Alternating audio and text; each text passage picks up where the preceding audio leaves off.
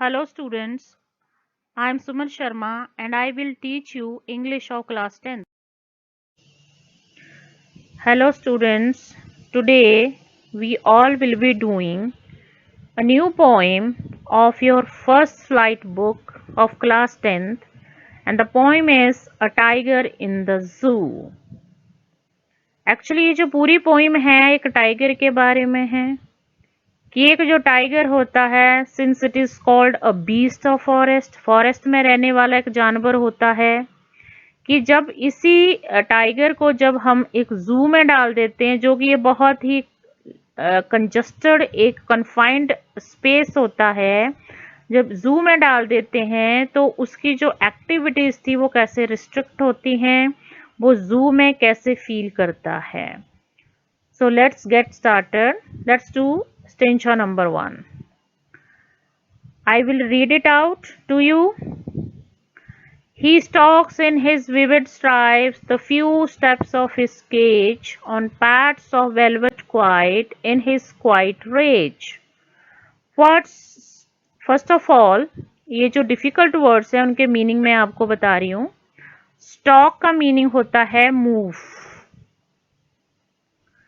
And vivid means clear and sharp.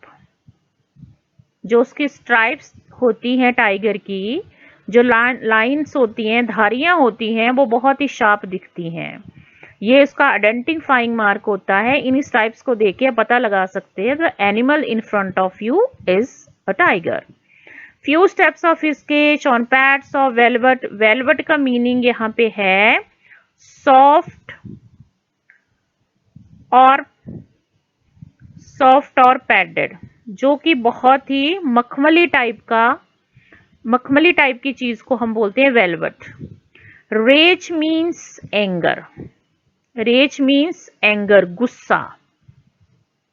तो ये stanza में ये कुछ वर्ड्स हैं जो कि डिफिकल्ट हैं, जो आपको इनका मीनिंग पता होना चाहिए ताकि आप you should be able to describe and understand the poem well.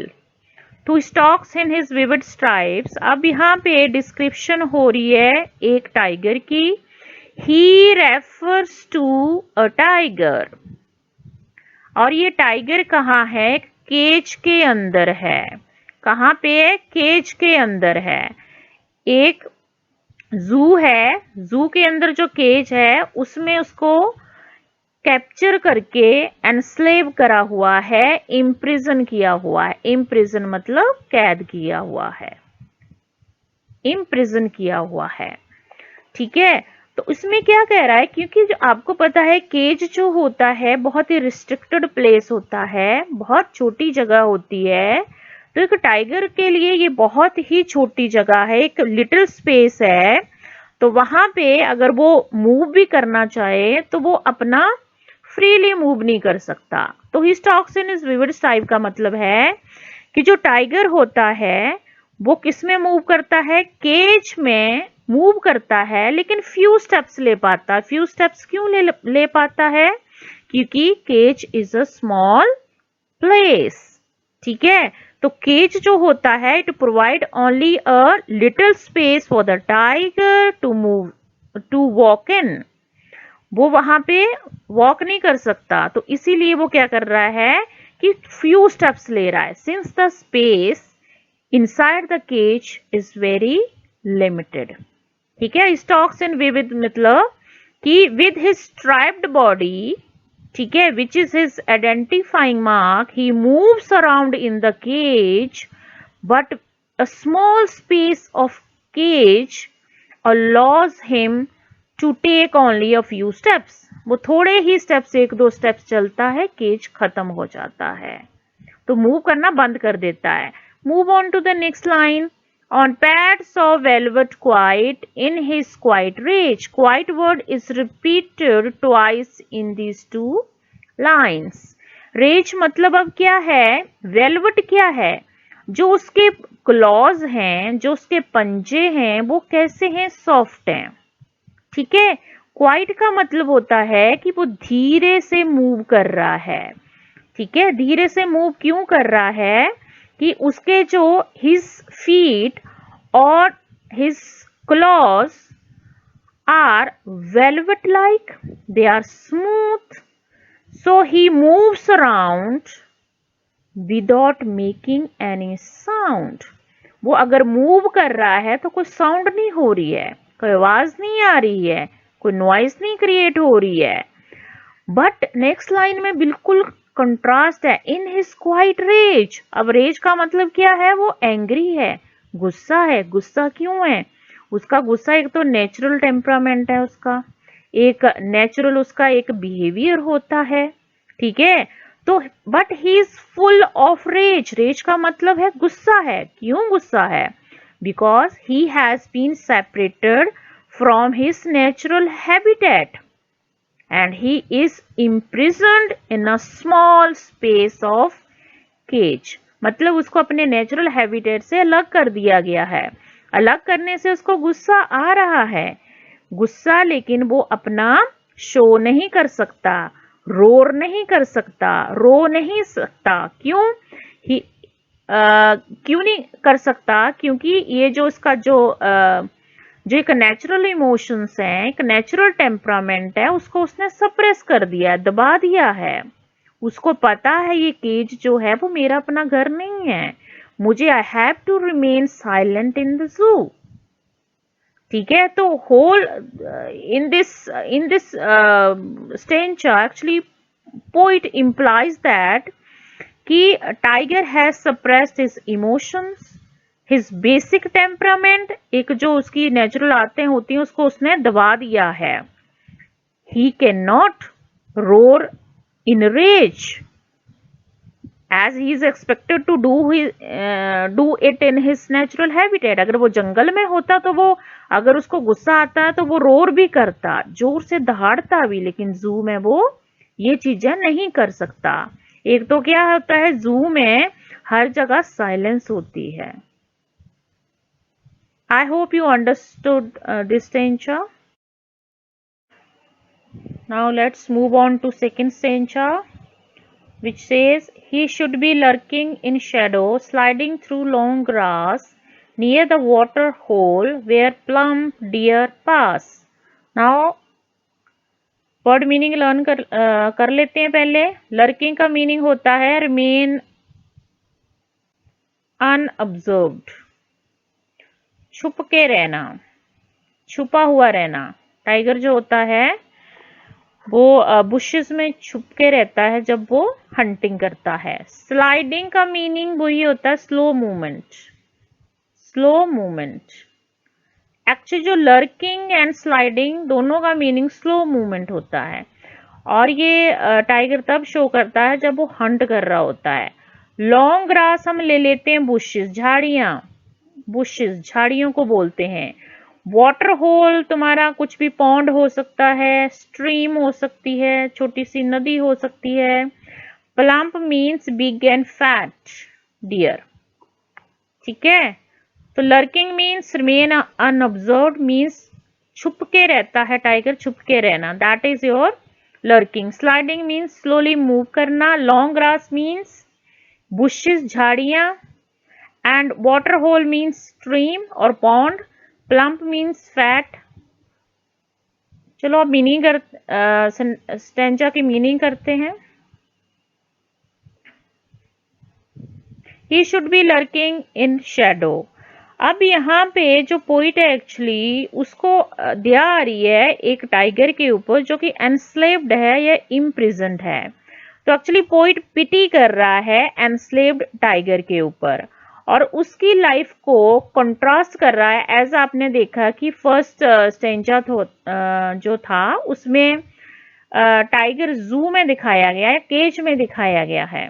Second stage में अब ये कंट्रास्टिंग एक स्टेंजा है जिसमें कि टाइगर को बताया गया है कि अगर वो फॉरेस्ट में होता तो कैसे बिहेव कर रहा होता। तो ये should be lurking in shadow, इसका मीनिंग क्या होता है कि अगर वो अपने फॉरेस्ट में होता, ठीक है, तो उसमें क्या होता, वो लर्किंग इन द शेडो का मतलब है, शेडो का मतलब थिक वेजिटेशन भी कर सकते हैं, sliding through long grass. Actually जो टाइगर जो होता है जो हंट करता है, हंट करते टाइम वो अपने आप को एक बुशेस के पीछे छुपा लेता है और जैसे ही वो अपने प्रे को देखता है उसके ऊपर पाउंस अपॉन कर देता है, जंप कर लेता है और उसको मार देता है। तो इसमें यही बताया हुआ है कि should be lurking in the shadow, मतलब he should be moving around in shadow means in thick grass or thick vegetation or the bushes. He should be actually hiding himself in the bushes behind the long trees. Long grass को आप long tree भी ले सकते हो। Long trees के पीछे वो क्या होता है, हाइड कर रहा होता है अपने आप को और स्लाइडिंग धीरे से मूव करता है। वो कब मूव करता है, जब उसको अपना प्रे दिखता है, अपना शिकार दिखता है। अब ये चीज कहाँ पे छुप के बैठा होता है, ये लॉन्ग ग्रास, ये बुशेस कहाँ पे हैं, ये नियर द वाटर होल, एक वाटर बॉडी है उसके आसपास जो लॉन्ग ग्रास है, जो बुशेस हैं उसमें वह छुप के बैठा हुआ है, अनऑब्जर्व्ड बैठा हुआ, कोई उसको देख नहीं रहा है। And where plump deer passes, अब क्या मतलब, जो प्लम्प डियर का मतलब होता है, एज यू नो कि tiger is a beast of prey. ठीक है, एक बीस्ट ऑफ प्रे होता है कि अगर वो अपने किसमें होता, अपने नेचुरल हैबिटेट में होता तो it would have been in a forest, तो क्या कर रहा होता वो, ठीक है, वो वाटर होल के पास में बैठ के एक लॉन्ग ग्रास के पीछे छुप के, ठीक है, कोई हलचल नहीं करता वो। और वो कब मूव करता है, धीरे से, जब उसको एक अपना प्रे का नाम है यहाँ पे डियर जो है वो नियर बाई दिखता है, तो उसके ऊपर क्या करता है, he move very slowly on seeing its prey, मतलब डियर को देख के वो उसके ऊपर क्या करता है, पॉन्स अपॉन करता है। Whenever he finds the deer nearby, right. इसका मतलब पूरा नट शेल में क्या मीनिंग है कि अगर वो, if the tiger would have been in his natural habitat that is forest, तो वहां पे क्या कर रहा होता, वो हंटिंग कर रहा होता। कौन सी एक्टिविटी कर रहा होता, हंटिंग की। तो हंटिंग करने के लिए टाइगर की क्या नेचर है, क्या करता है वो, क्या क्या एक्टिविटीज होती हैं, वो चुपके से बुशेस के पीछे छुप जाता है। और ये बुशेस कहाँ होती हैं, वाटर होल के या स्ट्रीम के आसपास होती हैं। और जैसे ही वो एक डियर को आते हुए देखता है या वहां पे पानी पीते हुए देखता है, ही क्या करता है, pounces upon the deer and kills the deer and eat it up, right? This is about your second stanza. Yes, let's move on to stanza number 3, which goes like this. He should be snarling around houses at the jungle's edge, bearing his white fangs, his claws terrorizing the village. अब difficult words के meaning देख लेते हैं पहले। Snarling means to move with aggressive, गुस्से वाला, growl, धाड़ता है जब tiger. Baring his white, baring का मीनिंग होता है शो करना। वाइट फैंग यहां पे बोला गया है, वाइट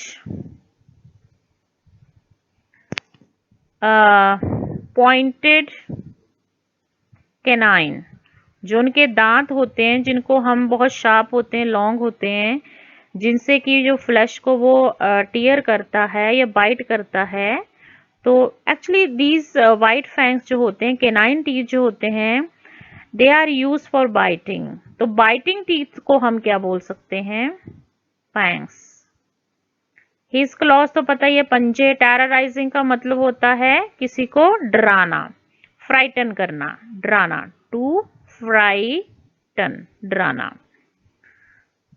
ठीक है। Snarling means move with aggressive growl, दहाड़ता है वो, इधर उधर घूमता भी है, मूव भी करता है, और क्या करता है, साथ में अपनी एक इंटीमिडेटिंग, डरावनी जो उसकी वॉइस होती है, आवाज होती है, उसके साथ वो घूमता है।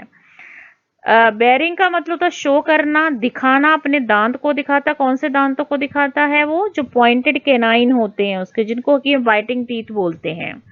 टेरराइजिंग का मतलब होता है डराना, टू फ्राइटन, किसी को डराना, दैट इज योर टेरराइजिंग। चलो अब इसका हम मीनिंग कर लेते हैं लाइन बाय लाइन। तो इस स्टेंजा में एक्चुअली पोइट जो सेकेंड स्टेंजा में उसने जो डिस्क्रिप्शन दी थी नेचुरल हैबिटेट की, और जो उसका एक नेचुरल बिहेवियर होता है टाइगर का जब वो एक नेचुरल हैबिटेट में होता है, उसी के बारे में एक्सप्लेन किया गया है। अब वो पोइट कह रहा है कि अगर वो ही टाइगर, अगर वो अपने नेचुरल हैबिटेट में होता, तो अब जो जंगल होता है ना, उसके कई बार क्या होता है, उसका जो आउटस्कर्ट होता है, आउटस्कर्ट मतलब उसकी जो पेरिफेरी होती है, उसके जो एजेस होते हैं, वहां पे घर बने होते हैं। क्या बने होते हैं? घर। ठीक है। तो इन घर के क्या करता वो, should be snarling around the houses, वो यहाँ पे क्या करता? मूव करता। मूव करता मतलब कि यहाँ पे लोगों को मूव करता इन घर के आसपास। ही should be running around near the houses. ये हाउसेस कहाँ हैं? जंगल के पेरिफेरी पे, ये जंगल के आउटस्कर्ट्स पे या एज पे। तीन वर्ड्स हैं, मीनिंग सेम है, कोई भी आप यूज कर सकते हो। ठीक है। तो अगर वो हाउसेस कहाँ हैं? जंगल के आसपास हैं, आउटस्कर्ट पे हैं। तो अगर टाइगर अपने नेचुरल हैबिटेट में होता तो वो क्या कर रहा होता? कि वो क्या कर रहा होता है? He should be running around near the houses at the edges of the jungle, जो जंगल के आसपास घर हैं वहां आसपास घूमता होता। लेकिन घूमता कैसे? स्नर्लिंग, स्नर्लिंग मतलब जोर जोर से दहाड़ रहा होता, अपनी फ्राइटनिंग वॉइस के साथ, अपनी एक अग्रेसिव ग्राउल के साथ दहाड़ रहा होता। Means he should B growling in his intimidating voice. अब ये इंटिमिडेटिंग वॉइस क्या, इंटिमिडेटिंग या फ्राइटनिंग वॉइस में क्यों घूमता वहां पे? Bearing his white fangs his clause. अब वो फ्राइटन कैसे करता है?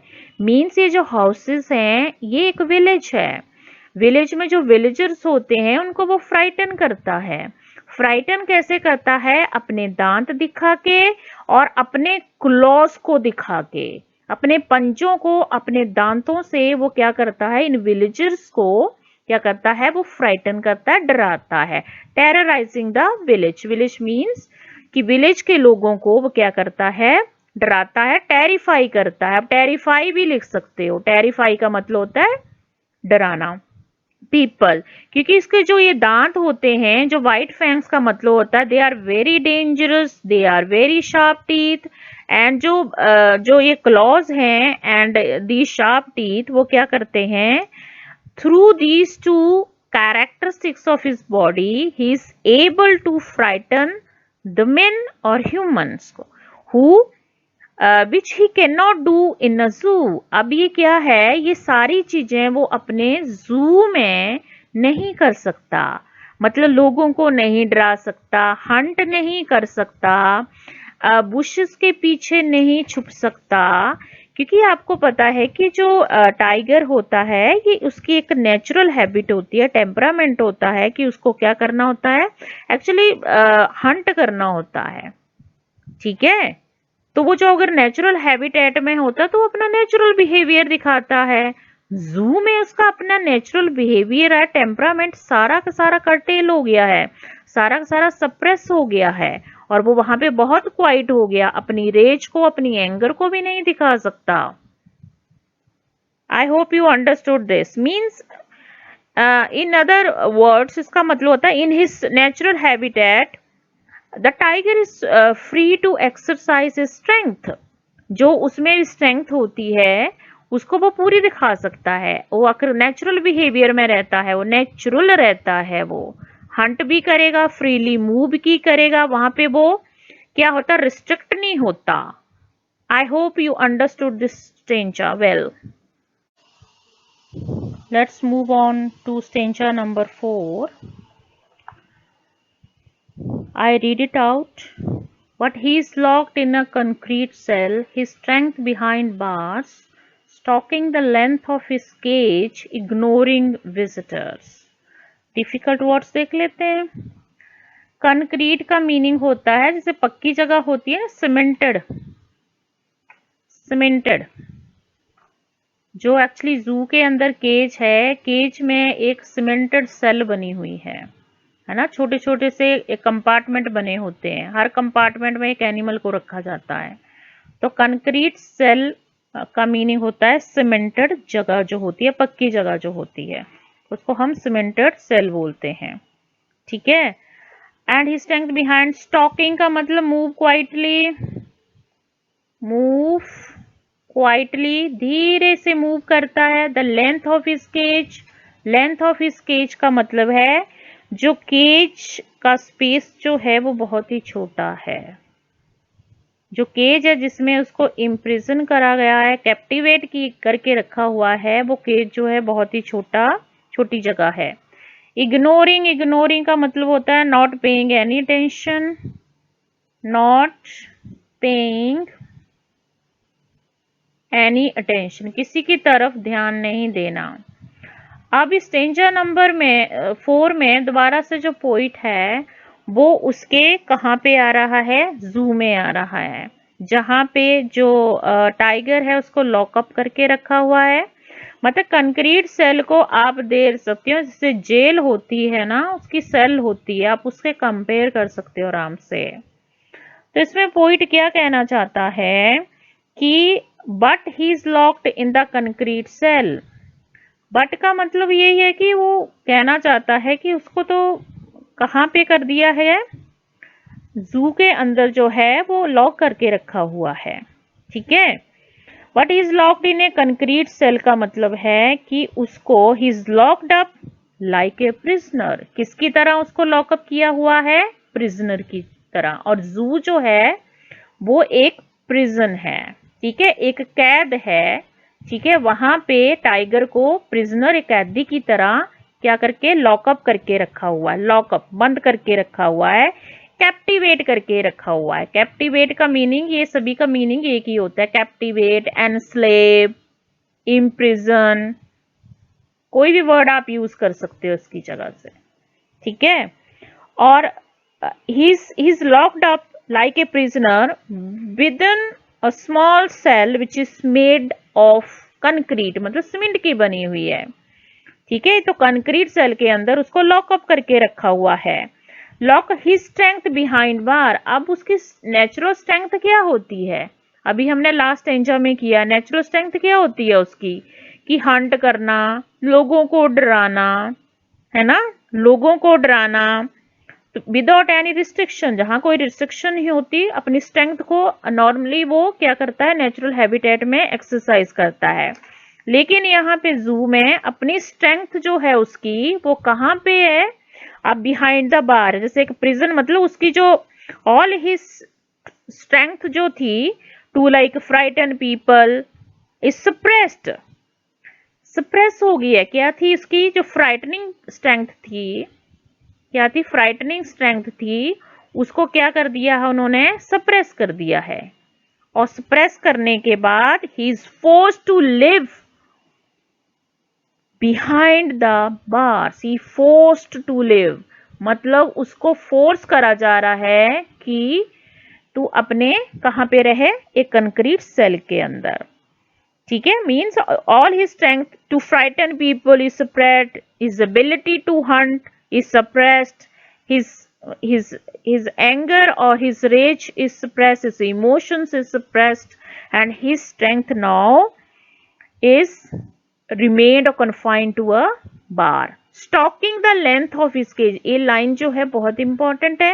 Stalking the length of his cage का मतलब क्या है, क्योंकि tiger has been captured, he is locked in the concrete cell of the cage in a zoo।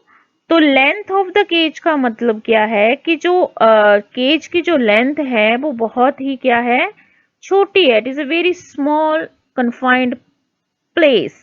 ठीक है। And length of the cage का मतलब क्या है कि वो स्टॉक करता है वहां, क्वाइटली, धीरे धीरे मूव करता है क्योंकि स्पेस इतनी छोटी है। ठीक है, तो length of the cage is the only space he can move about, मतलब उसके अलावा तो उसके पास कोई स्पेस ही नहीं है मूव करने के लिए, तो वहां पे चुपचाप से वो स्टॉक करता रहता है, मूव करता रहता है। मतलब ये है कहने का कि जो उसकी एक स्ट्रेंथ थी असॉल्ट करने की, हंट करने की, पीपल को फ्राइटन करने की, वो सारी स्ट्रेंथ जो है वो क्या कर दी गई है, कर्टेल कर दी गई है, सप्रेस कर दी गई है। और जो ओनली स्पेस उसके लिए वॉक करने के लिए बचा हुआ है वो just length of the cage है, उसके बियॉन्ड और वो कहीं नहीं जा सकता। इग्नोरिंग विजिटर, आपको पता है जू के अंदर जो है every day thousands and thousands of people come to zoo every day to see the tiger, actually tiger को देखने के लिए आता है। इग्नोरिंग का मतलब क्या होता है कि ही डज नॉट पे एनी अटेंशन टू देम। जो विजिटर होते हैं वहां पे देखने के लिए आते हैं टाइगर को, वो उनकी तरफ कोई भी अटेंशन पे नहीं करता है। क्यों? क्योंकि वो सोचता है कि मैं एक ऑब्जेक्ट ऑफ एंटरटेनमेंट बन गया हूं। ठीक है, क्या बन गया हूं? Object of entertainment, object of public entertainment, public entertainment. ठीक है, जो पब्लिक को एंटरटेन करे वो कहता मैं ऐसा ऑब्जेक्ट बन गया हूं। तो आपको दोबारा से मैं पूरे का मीनिंग बता देती हूँ कि उसमें क्या कहा है। अगेन स्टेंजा नंबर 4 जो है वो जू पे फोकस कर रहा है। यहाँ पे बोल दिया गया है कि जो टाइगर है वो एक जू के कंक्रीट सेल में लॉक्ड अप है, और उसकी जितनी भी स्ट्रेंथ थी, कौन सी थी? Strength to frighten people, strength to hunt, strength to assault his spray, वो सारी सप्रेस कर दी गई हैं। और उसकी लाइफ कन्फाइन रह गई है कहाँ तक? बार्स तक, मतलब प्रिजन तक, उस केज तक कन्फाइन रह गई है। Stalking the length of the cage, मतलब उसके पास ओनली स्पेस जो मूव करने के लिए है जस्ट उस केज की छोटी सी लेंथ है, बस यहीं पे मूव कर सकता है वो। इग्नोरिंग द विजिटर, क्योंकि hundreds and thousands of people every day come to zoo to see the tiger, but he does not pay any attention towards them because he thinks that he became an object of public entertainment। ठीक है, तो इसीलिए वो क्या करता है? he prefer to walk quietly in the very limited space of the cage by himself। I hope you understood this stanza। Let's do the last stanza of the poem, which goes, he hears the last voice at night, the patrolling car stares with his brilliant eyes at the brilliant stars। अब इसमें again जो poet है वो हमें दोबारा जू में लेकर आ रहा है।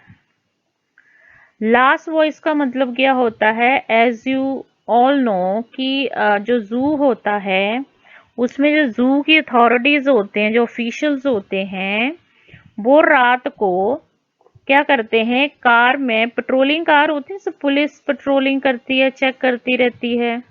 ठीक है, तो उनके पास एक पेट्रोलिंग कार होती है और उसमें वो क्या करने आते हैं? चेक करने आते हैं कि एवरीथिंग इज इन ऑर्डर। तो लास्ट वॉइस एट नाइट का मतलब है कि the tiger hears in the zoo, the last voice the tiger hears in the zoo is the sound of cars that go about patrolling. ठीक है, patrolling the zoo to make sure that everything is in order. मतलब वो last जो voice सुनता है वो patrolling car की है, कार के चलने की, जिसमें जू अथॉरिटीज जो होती हैं वो चेक करने के लिए आती हैं कि सभी चीजें जो है वो ठीक चल रही हैं, नहीं चल रही हैं। तो लास्ट वॉइस जो है वो पेट्रोलिंग कार की उसको सुनती है रात को। And stairs at his brilliant eyes, मतलब स्टेयर किसको स्टेयर कर रहा है? किसको वो देख रहा है? वो देख रहा है एक्चुअली, क्योंकि वो एक कन्फाइंड प्लेस में है, जू में है, तो ही ऑलवेज लॉन्ग्स फॉर फ्रीडम, उसको अपनी फ्रीडम चाहिए। तो वो स्टेयर कर रहा है स्टार्स को, क्योंकि जो नाइट जो होती है वहां पे जो स्टार्स होते हैं they are very brilliant, they are shining. And जो टाइगर की आईज जो हैं वो भी शाइन कर रही हैं। शाइन क्यों कर रही हैं? क्योंकि why tigers eyes are called brilliant. Brilliant क्यों कहा गया है? Because of strong longing for a free life, for free life, क्योंकि उसको फ्री लाइफ के लिए वो तरस गया है, वो एक उसको फ्रीडम चाहिए, एक ओपन, एक नेचुरल वर्ल्ड चाहिए उसको, ठीक है, कि ओपन स्पेस चाहिए, ठीक है। He desire for his freedom, वो अपनी फ्रीडम के बारे में क्या करता है, बहुत इच्छुक है कि मुझे फ्रीडम मिले। तो अब इसमें क्या है, इस पूरे स्टेंजा में क्या है कि सबसे पहले जो लास्ट वॉइस वो सुनता है, वो क्या सुनता है, जो जू अथॉरिटीज होती है उनकी पेट्रोलिंग कार की जो आवाज होती है वो सुनता है। पेट्रोलिंग किस लिए करने आते हैं? वो ये चेक करने के लिए आते हैं कि सब कुछ जो है वो ऑर्डर में चल रहा है नहीं चल रहा, ठीक हो रहा है नहीं ठीक हो रहा है। क्योंकि आपको पता है जो जू कीपर्स होते हैं, जू अथॉरिटीज होती हैं, उनकी ड्यूटीज चेंज होती हैं। नाइट ड्यूटी के लिए कोई और आएगा, तो नाइट ड्यूटी में आने से पहले या जो चले जाते हैं पुराने वाले ऑफिशियल जो होते हैं वो पहले पेट्रोलिंग करके जाते हैं, ठीक है। तो देखते हैं कि सराउंडिंग में वॉच रखते हैं एक, कि अपने ऑफिशियल कार में बैठ के कि सब कुछ ठीक चल रहा है या नहीं चल रहा। तो इन पेट्रोलिंग कार की जो नॉइस होती है, एक्चुअली ये जो पेट्रोलिंग कार की नॉइस होती है वो बता रहा है एक सिविलाइज्ड वर्ल्ड है, ठीक है, बाहर एक ओपन वर्ल्ड है एक, ठीक है। और and the tiger also keeps staring at the brilliant beautiful star which shine brightly in the night, ठीक है। एंड स्टार्स एक्चुअली रिप्रेजेंट कर रहे हैं फ्री वर्ल्ड ऑफ नेचर, ठीक है। तो उसको स्टार्स की तरफ क्यों वो स्टेयर करता रहता है? क्योंकि उसको अपनी फ्रीडम चाहिए, इसीलिए वो उसको क्या करता रहता है, स्टेयर करता रहता है। आई होप यहाँ पे हमारी जो पोइम है दैट इज डन।